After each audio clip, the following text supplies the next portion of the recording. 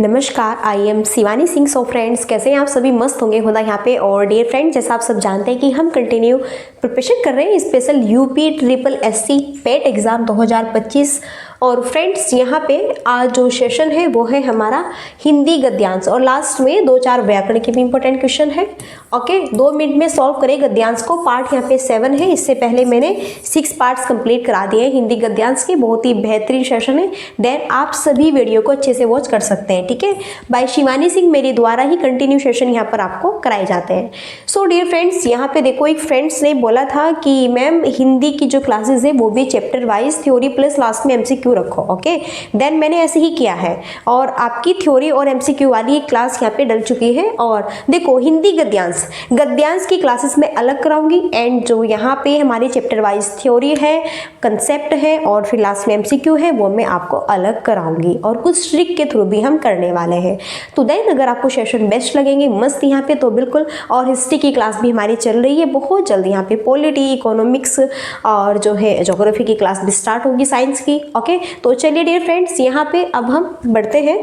इससे पहले एक और बहुत इंपॉर्टेंट पॉइंट्स है, वो ये है, अगर आपको बिल्कुल फ्री में अगर आपको ये पीडीएफ चाहिए विद आंसर, तो आप हमारे व्हाट्सएप नंबर को ज्वाइन कर सकते हैं। व्हाट्सएप नंबर है 7505890761।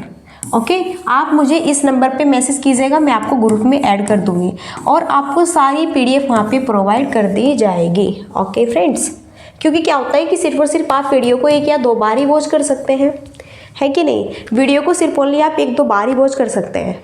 फिर हम प्रैक्टिस कैसे करेंगे, कहाँ से करेंगे? फिर हम प्रैक्टिस करेंगे अपनी पीडीएफ से। ओके, चलो। सो आपका फ़ायदा है, बाकी आपकी मर्जी है। अब हम बहुत ही बेहतरीन सा ये अनुच्छेद है, अब हम पहले इसे पढ़ लेते हैं ध्यान से। ओके, और फिर हम सारे क्वेश्चन अपने सॉल्व करते हैं। अनुच्छेद को ध्यान से पढ़ना है और फिर लास्ट में 1 से 5 तक के क्वेश्चन आपको ये है अनुच्छेद पढ़कर ही देना है, ठीक है। चलो, वनों की सबसे सामान्य दुर्घटना दावानल यानी कि वनाग्नि होती है। ओके, कई दावानल प्राकृतिक कारणों से आरंभ होता है, जैसे कि आसमानी बिजली चमकने से पेड़ों में आग लग जाती है। हालांकि वर्षा होने से ऐसी आग बुझ जाती है और अधिक नुकसान नहीं होता। देखो, वनों की सबसे सामान्य दुर्घटना दावानल वनाग्नि होती है। दावानल वनाग्नि किसे कहते हैं? यानी कि अपने आप आग लग जाना, जंगलों में आग लग जाती है। कई दावानल प्राकृतिक कारणों से भी आरंभ होती है, जैसे जब बारिश होती है, तो बारिश जब होती है सबसे पहले क्या होती है, आंधी तूफान थोड़ा, और कभी कभी तो बिजली कड़कती है। कभी कभी ऐसा होता है कि वो बिजली आपकी जब कड़कती है तो वो बिजली जंगलों में गिर भी जाती है। ओके, सब जब जंगलों में बिजली गिरती है तो जो पेड़ पौधे होते हैं, पेड़ों पे जो सूखी पत्तियां होती है वो तुरंत से आग पकड़ लेती है। ओके, देखो, जैसे बिजली चमकने से पेड़ों में आग लग जाती है। हालांकि वर्षा होने से ऐसी आग जल्दी बुझ जाती है, उससे अधिक नुकसान नहीं हो पाता। पहाड़ों की ढालों पर आग यदि नीचे से लगती है तो इसका प्रसार तेजी से होता है, क्योंकि ढाल के पास की गर्म हवा इसे ऊपर की ओर पहुंचा देती है और ज्वाला का विस्तार ऊपर की ओर होने लगता है। आग यदि ऊपर की ओर लगती है तब इसकी नीचे की ओर फैलने की संभावना कम हो जाती है। हिमालय पर्वत की सबसे नई पर्वत श्रृंखला दावानल के प्रति सबसे अधिक संवेदनशील है। यहीं पे पश्चिमी हिमालय के वनों में पूर्वी हिमालय के वनों की तुलना में बार बार आग लगने की संभावना बनी रहती है। ऐसा इसलिए होता है क्योंकि पूर्वी हिमालय के वन उच्च वर्षा घनत्व वाले क्षेत्र में स्थित होते हैं। चीड़ पाइन के वनों के गहन प्रसार के साथ हिमालय के कई हिस्सों में दावानलों की बारंबारता और तीव्रता बढ़ी है। हिमालय क्षेत्र में ज़्यादा जो है आग लगने की संभावना क्यों रहती है? इसलिए रहती है क्योंकि हिमालय है, यहाँ पे एक तो बहुत ज़्यादा पेड़ पौधे होते हैं, एक यहाँ पे वर्षा का जो क्षेत्र होता है वो कम होता है, और जहाँ पे बारिश का क्षेत्र कम होगा वहाँ पर भी आपके क्या होते हैं, पेड़ पौधे, वहाँ से पत्तियाँ काफ़ी सूखने की संभावना होती है। जहाँ पे ज़्यादा गर्मी होती है वहीं पे ज़्यादा पेड़ पौधों की पत्तियाँ सूखने की ज़्यादा संभावना होती है। देन इस वजह से भी आपके जंगलों में आग लगती है। तो हिमालय के आसपास के क्षेत्रों में भी सबसे ज़्यादा आग यहाँ पे लगती है, और वो कौन सा क्षेत्र है? गढ़वाल हिमालय यहाँ पे बताया गया है। यहाँ पे देखो, हिमालय के वन, खास तौर पर गढ़वाल हिमालय के वन पिछली कुछ गर्मियों से निरंतर आग पकड़ रहे हैं, जिससे उस क्षेत्र की वनस्पतियों का भारी नुकसान होता है। देखो, यहाँ से क्वेश्चन बनेगा गढ़वाल हिमालय। ओके, कहाँ पर सबसे ज़्यादा आग लगने की संभावना होती है? गढ़वाल हिमालय। दावानल प्राय मौसमी होते हैं, ये प्राय सूखे मौसम में आरंभ होता है तथा समुचित सावधानियों द्वारा इन्हें रोका जा सकता है। सामान्यतः आग केवल तभी फैलती है जब इसके मार्ग में ईंधन, सूखी वनस्पति की निरंतर आपूर्ति होती है। सके। इसलिए दावा नल को नियंत्रित करने का सबसे अच्छा तरीका है इसे फैलने से रोकना। अगर जंगल में ऐसा दिखाई देता है आपको कि काफ़ी सूखी पत्ती, सूखे पेड़, सूखी टहनियाँ इस तरह से होता है, सूखी सूखी चीज़ें होती है, तो उसे आप आग लगने से कैसे बचा सकते हैं? तो उन्हें आपको कम करना होगा। अगर सूखे पेड़ है तो उनकी कटाई कराइए, अगर सूखे पेड़ है उनकी कटाई कराइए, सूखे पत्ते हैं तो उनको भी आप जो है वहाँ से हटवाइए। इस माध्यम से आप चीज़ों का ध्यान रखिए। ओके, जो हम वनों में छोटे छोटे गड्ढों की सफाई द्वारा हासिल कर सकते हैं। और हम क्या करें, जैसे पेड़ पौधे होते हैं, जैसे हमने पेड़ लगाए हैं तो हम पेड़ों की आपस में इधर उधर साफ सफाई भी तो करते हैं नीचे से, तो वो भी करते रहना चाहिए। अगर वहाँ पे भी बहुत सारा घास फूस सूखे इस तरह से हो जाता है तो भी आग लगने की संभावना काफ़ी रहती है, क्योंकि घास फूस ये इस तरह से बहुत जल्द आग पकड़ता है आपका। ओके, यहीं पे जो है सबसे पहले आग से स्रोत या ज्वलनशील स्रोत को दहनशील या ज्वलनशील पदार्थों से अलग करके रखना चाहिए। दूसरा, आग के स्रोत पर नजर रखनी चाहिए या इसे नियंत्रित रखना चाहिए। तीसरा, दहनशील या ज्वलनशील पदार्थों का अनावश्यक रूप से ढेर बनाकर या भंडारित कर नहीं रखना चाहिए। तो आज का जो यहाँ पे गद्यांश है बहुत ही बेहतरीन है, होनहार है, और ये गद्यांश है हमारा किसमें जो है दावा नल, यानी कि आग लगने की, जंगलों में आग लगने की संभावना काफ़ी अधिक रहती है। यह आग आपकी कृत्रिम रूप से एंड प्राकृतिक दोनों तरह से लग सकती है। कृत्रिम रूप से कैसे लगती है, जैसे कि हम अगर जो है किसान है अपने खेत में, बाय द वे अभी हमने गेहूँ लगाए हैं या फिर धान की खेती की है या फिर गन्ने की खेती की है, हर प्रकार की खेती होती है। फिर बाद में हम क्या करते हैं, साफ सफाई करते हैं खेत की, आग उसमें आग वाग लगाते हैं, जो भी कूड़ा वूड़ा होता है उसमें, और फिर हम दोबारा से उसकी जुताई वगैरह करते हैं। पहले तो आग लगाते हैं खेत में, तो तब भी ध्यान रखना चाहिए, तब भी ज़्यादा इधर उधर हिस्सों में आग लगने की संभावना होती है। तो ये कृत्रिम रूप से होती है जब हम खुद लगाते हैं। ओके, ध्यान नहीं देते हैं। एक दूसरी प्राकृतिक नेचुरल होती है, जैसे बारिश में जब बिजली कड़कती है तो बिजली गिरने का क्या होता है, काफ़ी जो है संभावना रहती है बिजली गिर जाती है जंगल में आपकी। तो जब जंगल में बिजली गिरती है तो वहाँ पे उससे भी आग लगती है। हालांकि यहाँ ऐसा होता है कि जंगल की जो आग होती है जो बिजली में लगती है, जो बिजली कड़कती है, अगर उससे जो जंगल में आग लगती है वह जल्दी बुझ जाती है आपकी। ओके, क्योंकि साथ साथ में बारिश भी तो होती है तो पानी भी गिर जाता है, फिर वो तुरंत बुझ जाती है।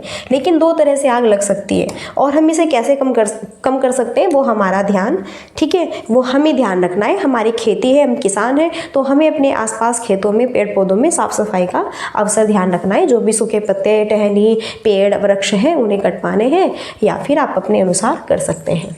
चलिए, निम्न में से कौन सा एक उपाय दावा नल को रोकने के लिए महत्वपूर्ण है? तो हम जंगल की आग को कैसे रोक सकते हैं, जो कि सबसे बेस्ट उपाय ये बताएं। निम्न समय तक शुष्क मौसम बने रहने से रोकना। क्या हम अंतरामी हैं कि हम अगर सूखा है तो हम बारिश खुद करा देंगे? तो ऐसा थोड़ा ही होता है कि हम खुद बारिश करा देंगे। वन के समीप ज्वलनशील पदार्थों का अनावश्यक ढेर न बनने देना।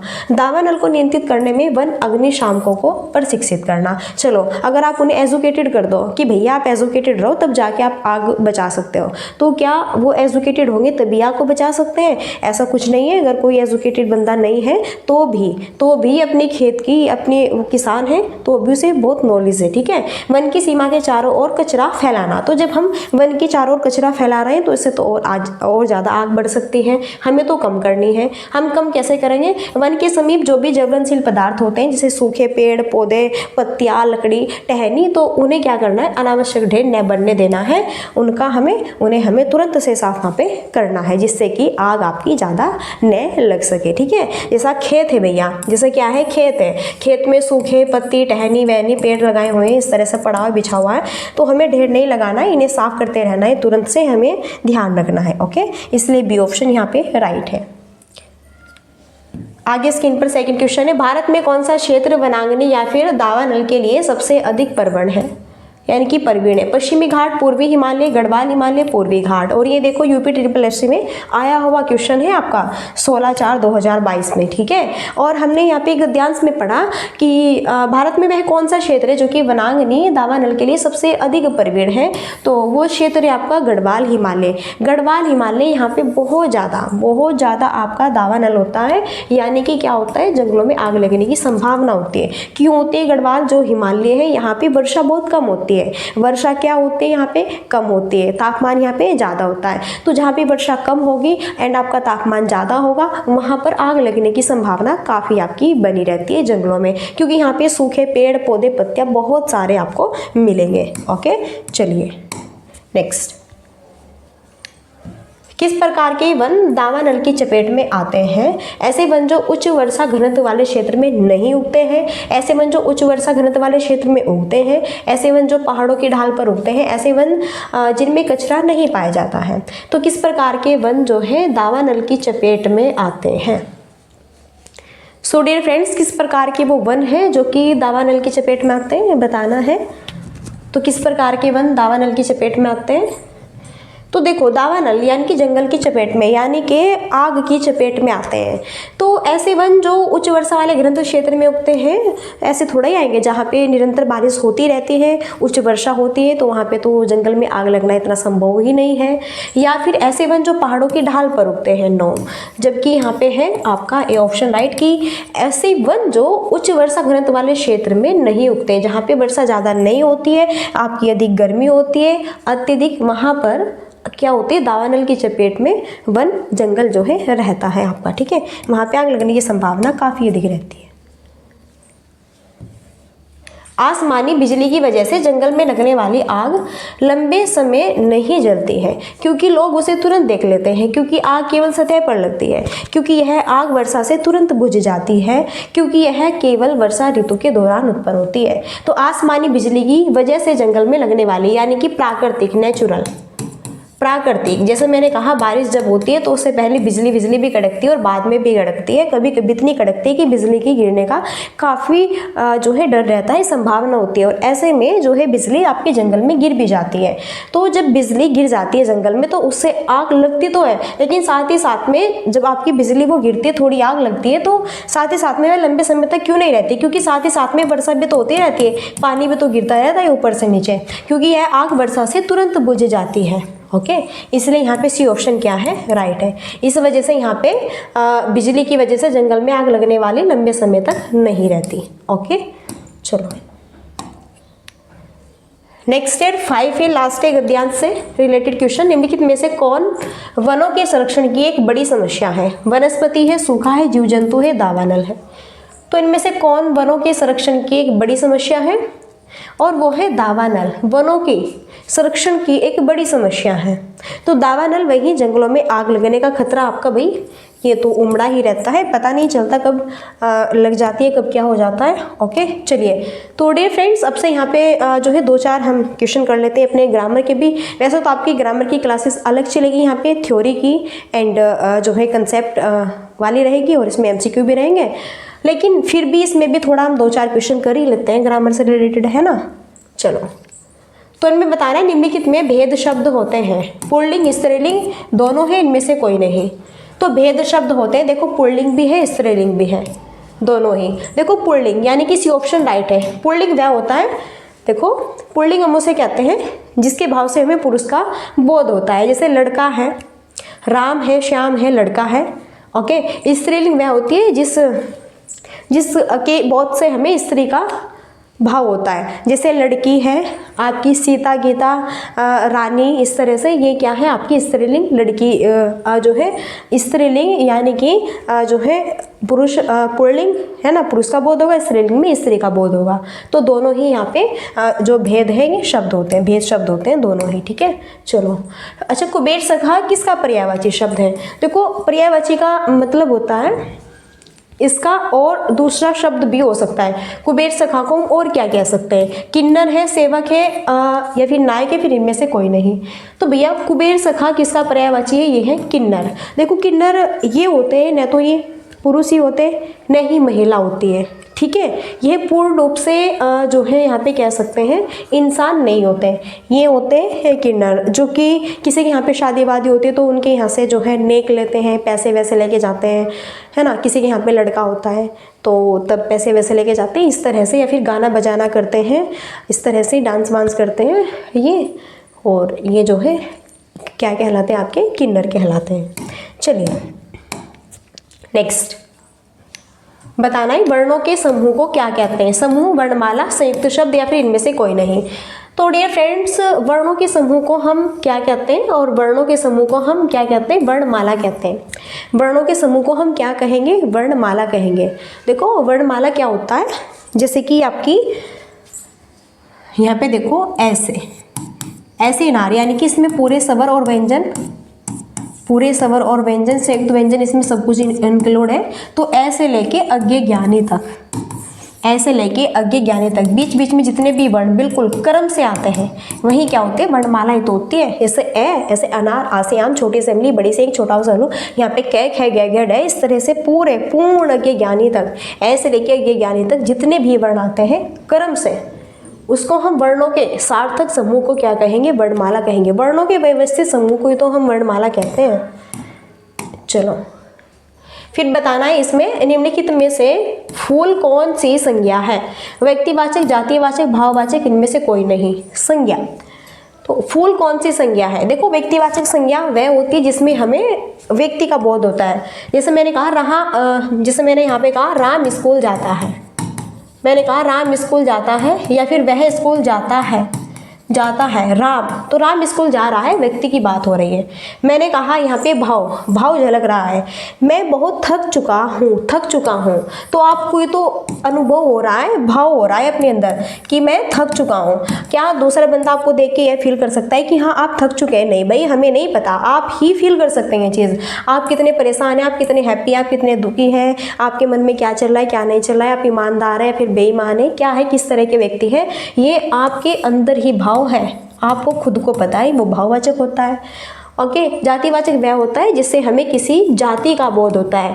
जैसे यहाँ पे ये फूल, फूल क्या है, जातिवाचक है। अब फूल जातिवाचक क्यों है, क्योंकि फूल देखो जाति वह होती है, जैसे यहाँ पे अगर हम बात करें हमारे कितने सारे धर्म, जैसे हिंदू, तो हिंदू क्या है, एक आपकी जातिवाचक संज्ञा है। क्यों है, क्योंकि हिंदू में भी बहुत सारी जाति है कि फलाना हिंदू, ढिमकाना हिंदू, गुज्जर हिंदू, राजपूत हिंदू, इस तरह से बहुत सारे हैं यहाँ पे, है ना। इसी प्रकार से आपके इसमें है एससी है, एसटी है, सब हिंदू ही तो है।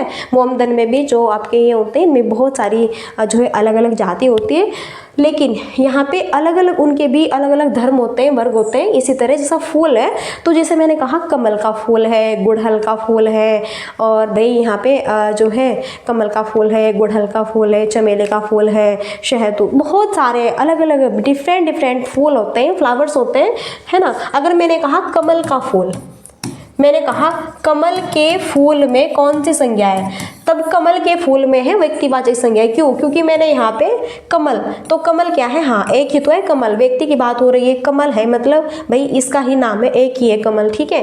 लेकिन जाति मैंने कहा फूल, तो फूल बहुत सारे हो सकते हैं, तो वह यहाँ पे होगा जातिवाचक संज्ञा। क्लियर है। चलिए नेक्स्ट है और लास्ट है 10 क्वेश्चन। बताना है विशेषण कितने प्रकार के होते हैं, 2, 4, 6, 3। तो विशेषण होते हैं 4 प्रकार के, विशेषण होते हैं 4 प्रकार के। एक आपका संख्यावाचक विशेषण होता है, और परिमाणवाचक विशेषण होता है, सांकेतिक विशेषण होता है, ओके। एक आपका गुणवाचक विशेषण होता है। तो ये होते हैं 4। देखो एक होता है आपका गुणवाचक विशेषण, एक आपका होता है संख्यावाचक विशेषण, एक आपका होता है परिमाणवाचक विशेषण, परिमाणवाचक विशेषण, ओके। देन यहीं पे एक आपका होता है संकेतवाचक विशेषण, संकेतवाचक, ओके, ये होता है। चलिए गुणवाचक विशेषण जिसमें हम किसी की क्वालिटी बताते हैं कि यह काला है, गोरा है, यह व्यक्ति जो है मोटा है, पतला है, उसकी क्वालिटी है, गुण है उसके अंदर, वो ऐसा है। संख्या यहाँ पे जैसे मैंने कहा 2 व्यक्ति हैं, 2 चीज़ें हैं, 2 फूल है, तो संख्यावाचक विशेषण है। भाई विशेषता है संख्या की, क्या विशेषता है, वो 2 फूल है, उसकी उसमें जो है संख्या विशेषण है, ओके, 2 है। परिमाण जिसमें जो है कुछ परिणाम की इतना है, उतना है ना, इस तरह से। संकेत वजह से कि यह है, वह है, यह है लड़का, वह लड़का, तो यह क्या है आपका यहाँ पे संकेतवाचक विशेषण है। इस तरह से विशेषण कितने प्रकार के होते हैं, 4 प्रकार के होते हैं। सो यहाँ पे 10 क्वेश्चन हमारे फिनिश हुए। और यहाँ पे यूपी SSSC पेट एग्जाम 2025 में हिस्ट्री की भी क्लासेस आपकी चल रही है कंटिन्यूस में। मौर्य 1 से थ्योरी है, 25 क्वेश्चन है, एग्जाम में बार बार यही से क्वेश्चन आपके बनते हैं। एक बार क्लास को आप वॉच करके तो देखो, तो बल्ले बल्ले हो जाएगी। बहुत बेहतरीन सेशन है, बहुत टॉप का कंटेंट है।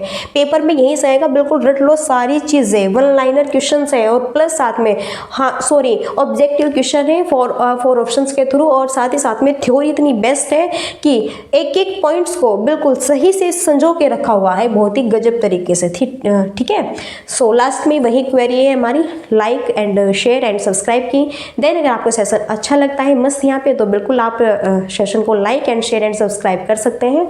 और डियर फ्रेंड्स, पीडीएफ चाहिए तो मैंने स्टार्टिंग में ही बताया था, व्हाट्सएप नंबर ज्वाइन कर सकते हैं। यहाँ पे देखो 7505890761 ग्रुप में ऐड हो जाएगी, मैसेज भी कर सकते हैं, मैं आपको ऐड कर दूंगी। ओके, सारी पीडीएफ आपको प्रोवाइड कर दी जाएगी। तो चलिए फिर मिलते हैं यहीं पे नेक्स्ट सेशन में, और तब तक के लिए so thanks for watching, keep study and bye bye, take care. जय हिंद, जय भारत, नमस्कार।